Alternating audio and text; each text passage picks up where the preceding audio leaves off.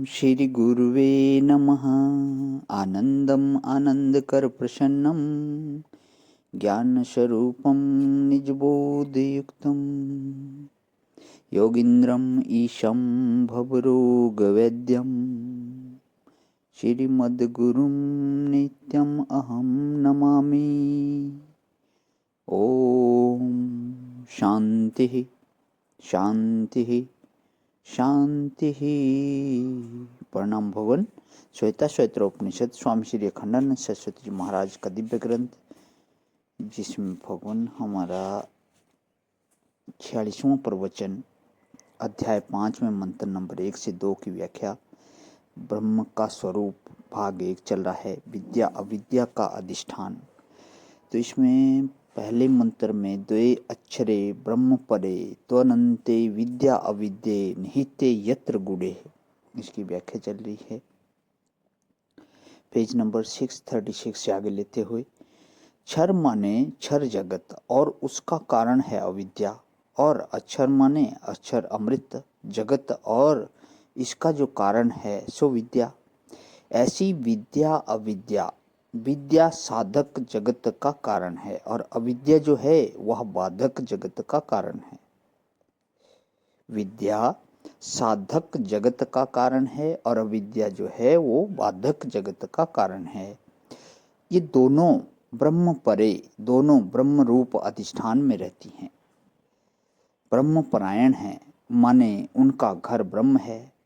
अक्षरे द्विवचन है और ब्रह्म परे भी द्विवचन है, और अनंते माने ब्रह्म ज्ञानम बिना अबाध्य अनंत है, माने जब तक ब्रह्म ज्ञान नहीं होगा तब तक यह विद्या अविद्या का भेद बना रहेगा। और गूढ़े माने साधारण मनुष्य उन्हें अपनी विद्या बुद्धि से समझने की कोशिश करे तो समझ सकता नहीं, इसलिए गूढ़ है। ये कहाँ है? बोले बस यहीं ढूंढो कि ये दोनों किस में हैं। एक विद्या की परंपरा और एक अविद्या की परंपरा। विद्या की परंपरा क्या है कि जब धर्म में रुचि हो, जब परमेश्वर की भक्ति मन में आवे, जब एकाग्रता के आस्वादन में रुचि हो। देखो 3 बात। पहली भूमिका विद्या की यह है कि धर्मानुकूल कर्म करने में रुचि हो, ईश्वर प्यारा लगे और विषय भोग के बिना सुखी होने की इच्छा होवे। अर्थ संग्रह के बिना और विषय भोग के बिना एकाग्रता जन्य सुख की इच्छा होवे। ये तीनों विद्या की प्रथम भूमिका हैं। इसको धर्म, उपासना और योग बोलते हैं।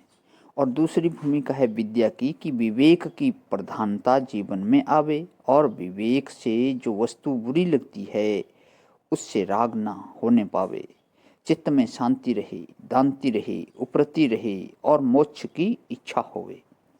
और विद्या की तीसरी भूमिका है श्रवण, मनन और निध्यासन। पहले को परंपरा साधन बोलते हैं और दूसरे को बहिरंग साधन बोलते हैं और तीसरे को अंतरंग साधन बोलते हैं। ये विद्या की तीनों भूमिका हैं। अच्छा देखो, इसमें बहिरंग साधन और अंतरंग साधन में क्या फर्क है?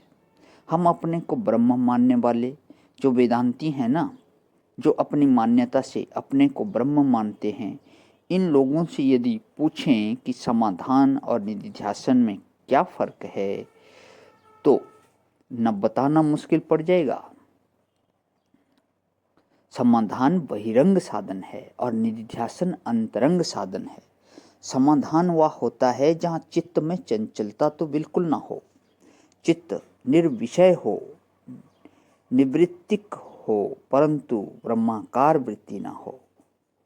परंतु जब आत्माकार वृत्ति का प्रवाह होवे और अनात्माकार वृत्ति की निवृत्ति होवे तब निधिध्यासन होता है। समाधान में अनात्माकार वृत्ति की निवृत्ति तो है परंतु आत्माकार वृत्ति का प्रवाह नहीं है, इसलिए समाधान निधिध्यासन नहीं है। उसमें ये संसार तो निकल गया, विषय तो निकल गए समाधान में, लेकिन अभी ब्रह्म वृत्ति में आया नहीं।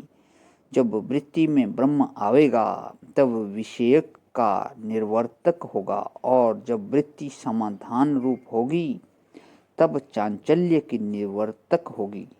यह साधन की जो दशा है उसको जो समझ लेता है वह सिद्ध दशा को ठीक समझता है, और जो साधन की दशा को ही नहीं समझता है वह सिद्ध दशा को भी कैसे समझेगा।